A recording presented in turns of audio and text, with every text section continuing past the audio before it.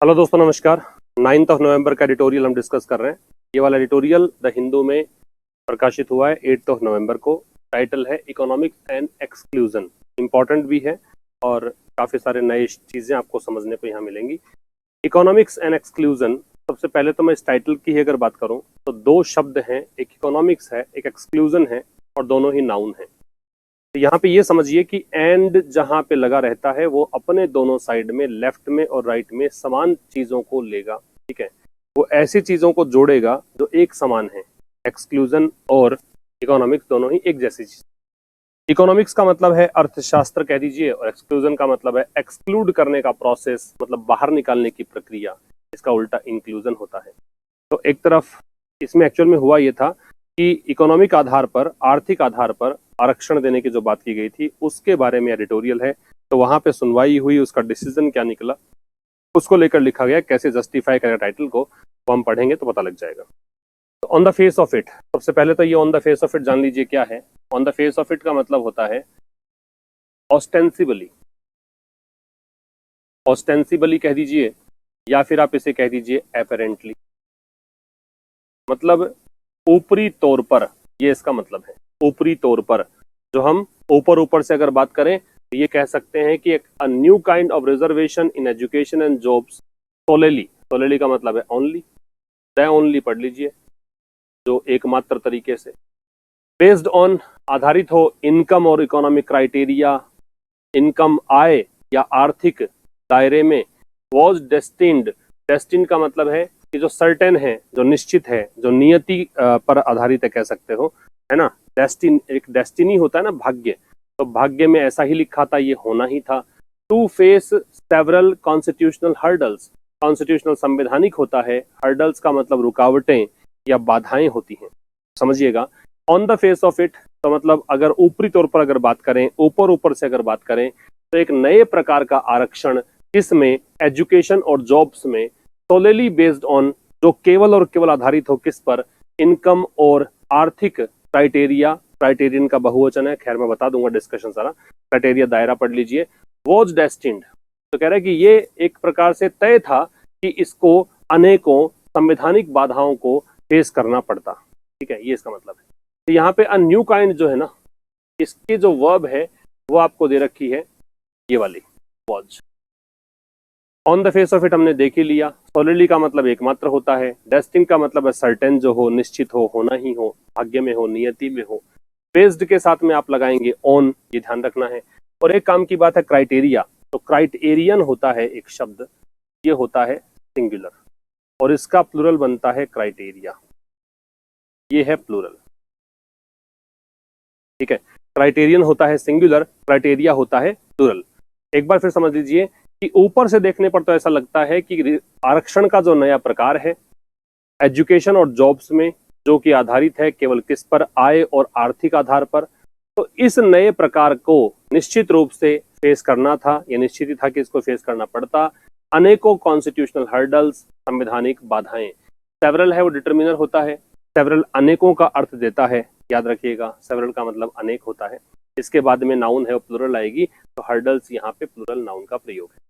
आगे देखिए, how ever, हालांकि, ये एक ऐसा कंजंक्शन है जो एडवर्सेटिव कहलाता है, विरोधाभासी वाक्यों को जोड़ने का काम करता है। तो कह रहे हैं हालांकि, गिवन दैट, इसको देखते हुए कि the special provision in favour of economically weaker sections, इसको ईडब्ल्यूएस कहा जाता है। तो एक विशेष प्रोविजन, एक विशेष प्रावधान किसके पक्ष में, ईडब्ल्यूएस के पक्ष में, अमंग दोज, उन लोगों में, who are not eligible for, जो कि योग्य नहीं है, जो एलिजिबल नहीं है, किसके लिए, कम्युनिटी बेस्ड कोटाज, मतलब उनको वो आरक्षण नहीं दिया गया जो उनकी जाति उनके आरक्षण को सपोर्ट नहीं करती है, वो ऐसी कम्युनिटी से नहीं आते हैं कि वहां पे उनको आरक्षण मिले। मेंट फॉर, तो ये इसका मेंट फॉर का मतलब ये इसलिए बना है, इसके लिए स्पेसिफिक तरीके से बना है। शेड्यूल्ड कास्ट, तो वो कोटा जो कि विशेष करके एससी और एसटी के लिए मिलता है, या फिर ओबीसी के लिए मिलता है, अदर बैकवर्ड क्लासेस के लिए मिलता है। ठीक है, वॉज इंट्रोड्यूस, तो एक विशेष प्रकार का यहाँ पे प्रोविजन जो है वो इंट्रोड्यूस किया गया, वो एक प्रकार से एक नया प्रोविजन इनको दिया गया थ्रू एन अमेंडमेंट, एक संशोधन के द्वारा। संशोधन किस में हुआ, संविधान में, ठीक है, कॉन्स्टिट्यूशन में। ओनली अ डेमोन्स्ट्रेशन दैट, तो केवल एक प्रदर्शन मात्र भी अगर होता, एक अगर डेमोन्स्ट्रेशन भी होता कि न्यू कोटा वायलेटेड, कि नया जो आरक्षण का कोटा मतलब रिजर्वेशन है, कि जो नया जो आरक्षण है उसने वायलेट किया, वायलेट का मतलब है इन्फ्रिंज करना, अतिक्रमण करना, उल्लंघन करना, कि नए कोटा ने इन्फ्रिंज किया किसको, बेसिक स्ट्रक्चर को, जो आधारभूत जो ढांचा है संविधान का उसको, तो इसका मायना ये होता कि ये सफल हो जाता किसमें, डिसलोजिंग इट। डिसलोजिंग का मतलब होता है हटाना, रिमूव करना। तो अगर इतना सा पता लग जाता कि इससे कोई बेसिक स्ट्रक्चर खराब हो रहा है संविधान का, तो फिर तो इसको हटा दिया जाता, हटाने में इनको सफलता मिल जाती। कहने का मतलब ये, एक बार फिर समझिएगा। हाउ एवर, हालांकि, गिवन दैट, गिवन एक प्रेपोजिशन होता है, गिवन का मतलब होता है कंसिडरिंग, देखते हुए, लेकिन यहाँ पे ये कंजंक्शन के रूप में आ रहा है क्योंकि दैट साथ में लग रहा है। इसके बाद आप देख ही रहे हो कि सब्जेक्ट दे रखा है। कि कंजंक्शन को पहचानने का बड़ा सीधा सिंपल तरीका है कि आप दैट, जब भी कोई कंजंक्शन लगाते हो तो उसके बाद में एक नया क्लोज लगा सकते हो, एक नया उपवाक्य लगा सकते हो।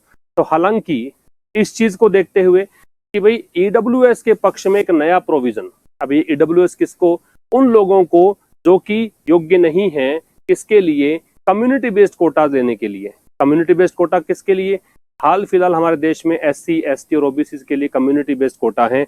जिस कम्युनिटी से वो आते हैं उनके आधार पर उनको आरक्षण दिया जाता है। तो वो लोग जो इस कैटेगरी में नहीं आते हैं उनको एक आरक्षण का जो प्रावधान जो है वो इंट्रोड्यूस किया गया।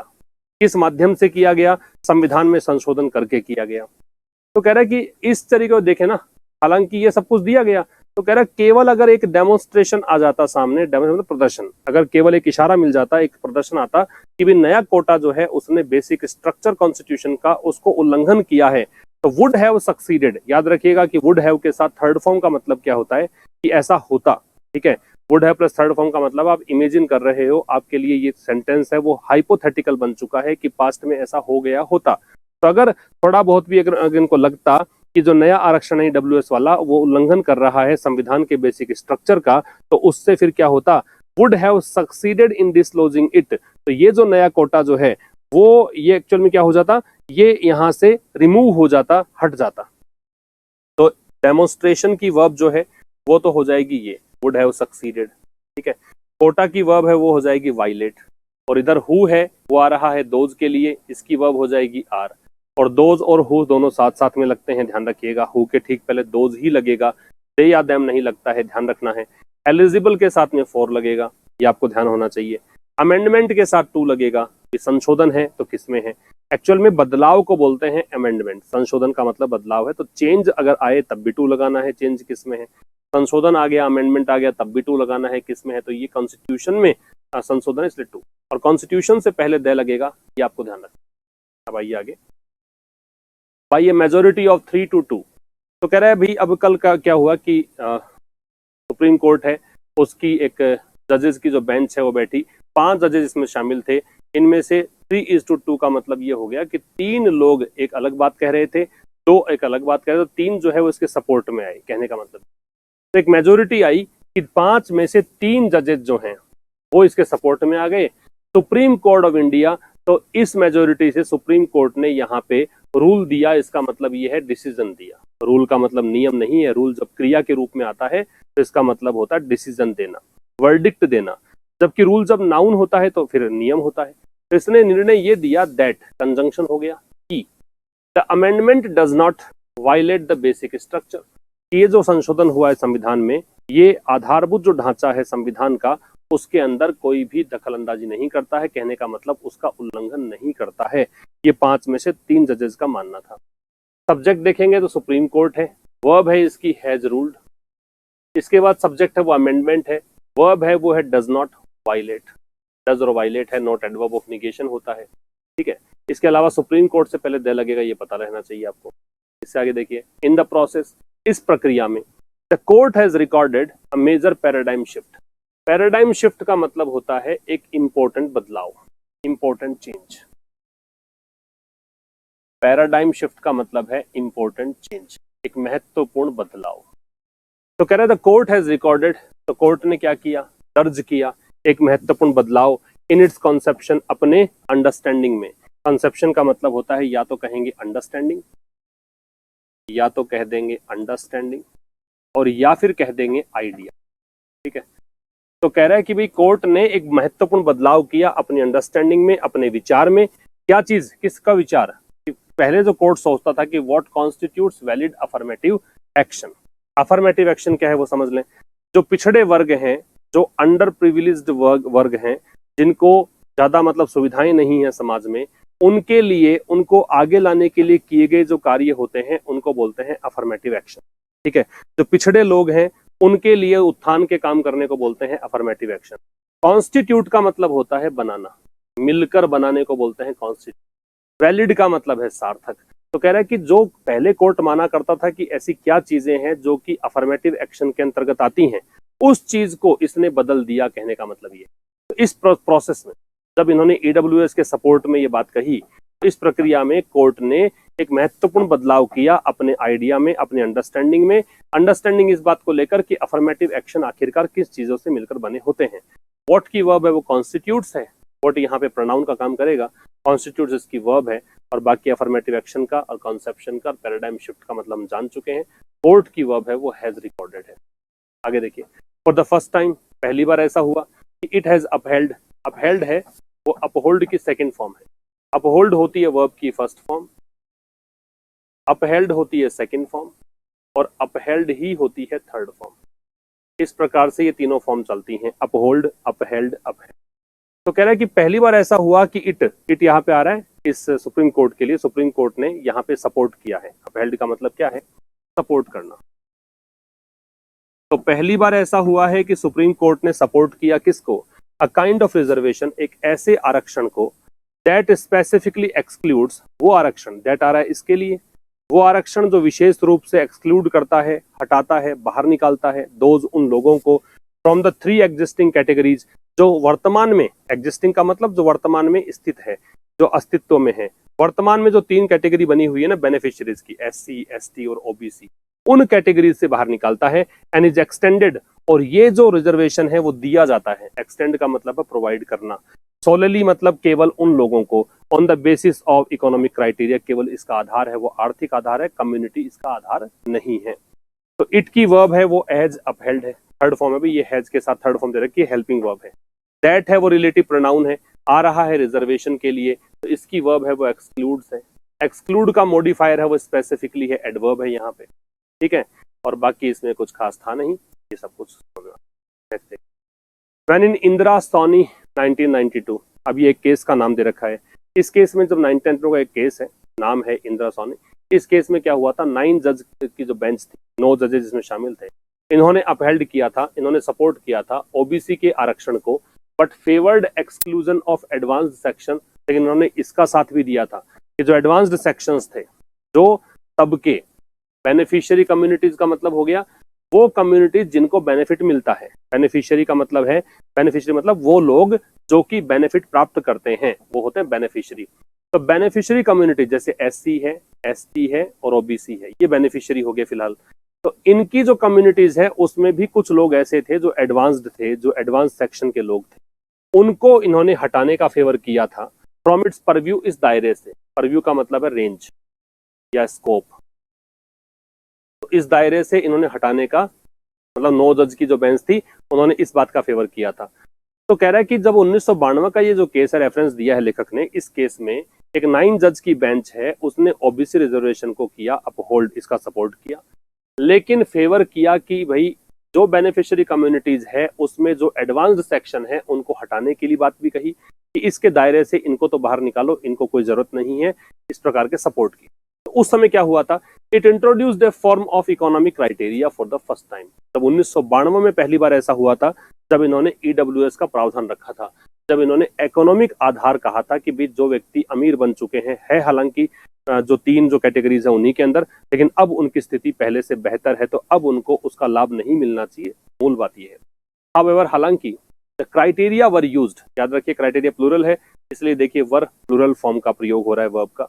तो criteria were used to exclude individuals, हालांकि जो क्राइटेरिया है उनका इस्तेमाल किया गया इसलिए इंडिविजुअल्स को एक्सक्लूड करने के लिए। मतलब इस क्राइटेरिया से क्या हुआ कि कुछ लोग हैं उनको आप बाहर निकाल सकते हैं, while the groups continue to be eligible for reservation। मतलब एक एक करके लोगों को बाहर निकाल सकते हो, लेकिन ग्रुप जो हैं, समूह जो हैं, वो अभी भी योग्य थे आरक्षण के लिए। सामूहिक रूप से बाहर नहीं निकाला गया, इंडिविजुअल्स को बाहर निकाला गया। क्राइटेरिया की वर्ब है वो वर है, और ग्रुप्स की वर्ब है वो कंटिन्यूड है। एलिजिबल के साथ फोर लगेगा, ये दे रखा। नेक्स्ट देखिए, एट द सेम टाइम, और साथ साथ में एक और चीज देखनी है इसके अंदर, द कोर्ट स्ट्रक डाउन। ये जो स्ट्राइक डाउन है ये एक फ्रेजल वर्ब है। स्ट्राइक डाउन एक फ्रेजल वर्ब है, इसका मतलब होता है नलीफाई, या फिर इसे कहेंगे रेसिंड, या फिर इसे कहेंगे एनल, मतलब रद्द करना। हिंदी में इसे कहेंगे रद्द करना। कोई भी कानून आदि है उसको समाप्त करने के लिए इस वर्ड का प्रयोग करते हैं। तो साथ साथ में एक बात और हुई कि कोर्ट ने क्या किया, एक प्रोविजन था 10% रिजर्वेशन का, किसके लिए, ईडब्ल्यूएस के लिए, मतलब इकोनॉमिकली बैकवर्ड सेक्शंस के लिए। उस जो इंट्रोड्यूस किया गया था कांग्रेस के टाइम, रेजिम का मतलब होता है सिस्टम, रेजिम का मतलब होता है गवर्नमेंट। तो कांग्रेस सरकार जब थी ना, उस समय कांग्रेस ने ईडब्ल्यूएस का प्रावधान किया था, ये 1992 के उस केस की बात ही कर रहा है। तो उसमें यह हुआ कि कोर्ट ने रद्द कर दिया था उस प्रोविजन को, 10% आरक्षण के प्रोविजन को जो कांग्रेस लेकर आई थी। ऑन द ग्राउंड, ग्राउंड का मतलब यहाँ पे है बेस, इस आधार पर, ग्राउंड का मतलब यह मैदान नहीं है, इस आधार पर that the constitution does not provide for reservation.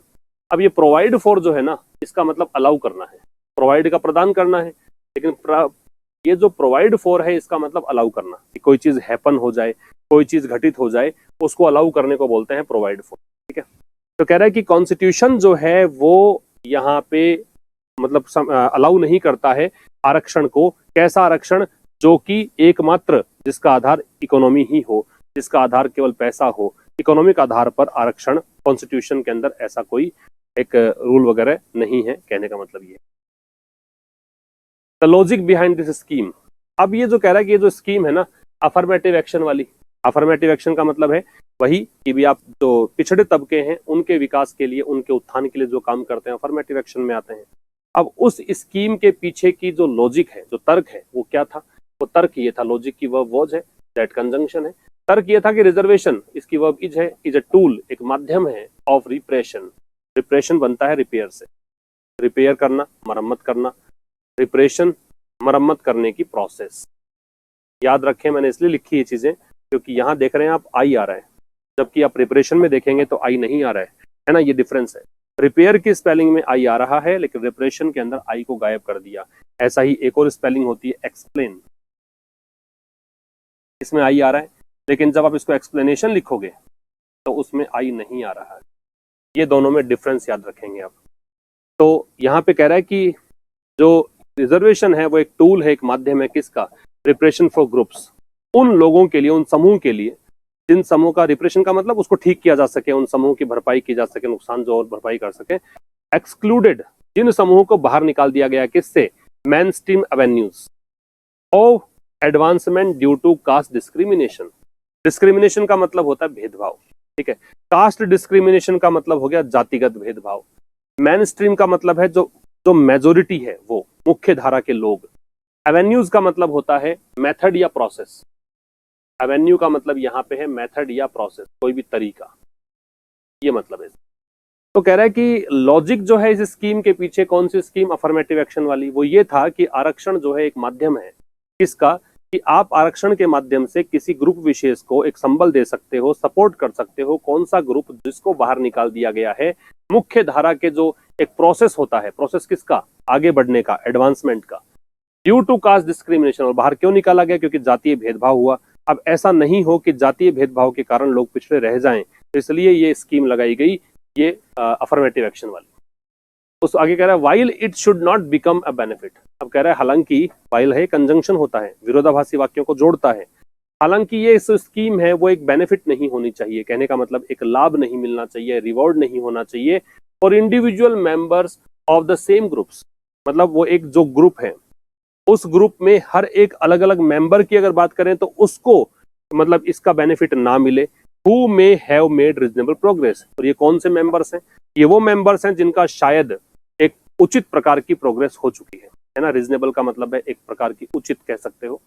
तो जिन्होंने ठीक प्रकार की, एक कह सकते हो बैलेंस तरीके की प्रोग्रेस कर ली है, अब उसके बाद उस मेंबर को इसका लाभ नहीं मिलना चाहिए, ये कहना चाहता है। इट की वर्ब है वो शुड नॉट बिकम है। शुड का प्रयोग बता दूं मैं आपको, शुड के दो तरह के यूज होते हैं। शुड एक तो सजेशन के लिए आता है, या फिर एडवाइस के लिए आता है। शुड या तो सजेशन के लिए आएगा या एडवाइस के लिए आएगा, या फिर शुड है वो स्ट्रॉन्ग पॉसिबिलिटी के लिए आता है, ठीक है ना, बहुत ही मतलब प्रबल संभावना हो उसके लिए शुड लगता है, या फिर सजेशन या एडवाइस के लिए शुड लगता है, ये ध्यान रखेंगे। तो ये शुड है वो आप यूं मानिए कि ये कोई सलाह नहीं हो के ये एक प्रकार स्ट्रॉन्ग पॉसिबिलिटी है, ये उसको तो मिलेगा ही नहीं इसका लाभ जो कि ऐसे ग्रुप के सदस्य हों जो जिन्होंने प्रोग्रेस की। This logic was Holi inverted, invert का मतलब होता है उल्टा कर देना, बिल्कुल विपरीत कर देना। तो ये जो लॉजिक था उसको पूरी तरीके से इन्वर्ट कर दिया गया, पूरी तरीके से उल्टा कर दिया गया। वॉज के साथ थर्ड फॉर्म है, पैसिव है, ये कर दिया गया किसी के द्वारा 2019 में। वैन टाइम के लिए आता है इसलिए वैन आ रहा है, एडवर्ब ऑफ टाइम है। द बीजेपी लेड रेजिम, कौन सा सिस्टम, कौन सा सरकार, जो बीजेपी के नेतृत्व की सरकार है, उसने क्या किया, कॉन्स्टिट्यूशन में अमेंड किया, संशोधन किया, टू प्रोवाइड रिजर्वेशन, इसलिए कि भी आरक्षण जो है प्रोवाइड करवाया जाएगा सोलेली एकमात्र किस आधार पर, इकोनॉमिक क्राइटेरिया, केवल पैसों के आधार पर, आर्थिक आधार पर। टू सेक्शंस, उन लोगों को जो कि other than those enjoying reservation under the categories of एससीज, एसटीज और ओबीसी, इन कैटेगरीज के अलावा जो इन कैटेगरीज में नहीं है उन लोगों को केवल और केवल आर्थिक आधार पर दिया जाएगा आरक्षण। ये बीजेपी ने कॉन्स्टिट्यूशन में संशोधन करवाया है, इस लॉजिक को पूरी तरह बदल दिया गया। तो लॉजिक की वर्ब है वॉज इन्वर्टेड है, होली है वो एडवर्ब है, बीजेपी लेड रेजिम की वर्ब है वो अमेंडेड है, बाकी इसके अंदर कुछ खास। आगे देखिए, द रिजोर्ट टू इकोनॉमिक और इनकम क्राइटेरियन, रिजोर्ट का मतलब होता है रिकोर्स, अंतिम आश्रय, अंतिम विकल्प, इसका मतलब है रिकोर्स। अंतिम विकल्प को बोलते हैं, अंतिम सहारे को बोलते हैं रिजोर्ट। रिजोर्ट के साथ टू लगता है, ये ध्यान रखिए।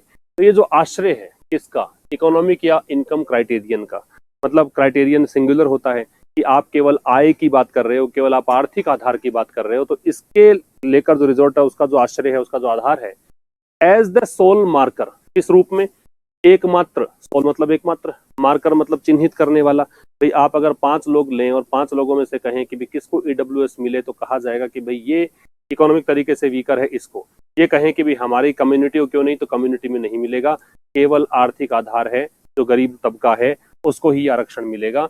तो ये एक मार्कर है किसका, आइडेंटिफाई करने का, किसको, बेनिफिशियरी को किसको लाभ मिलना चाहिए।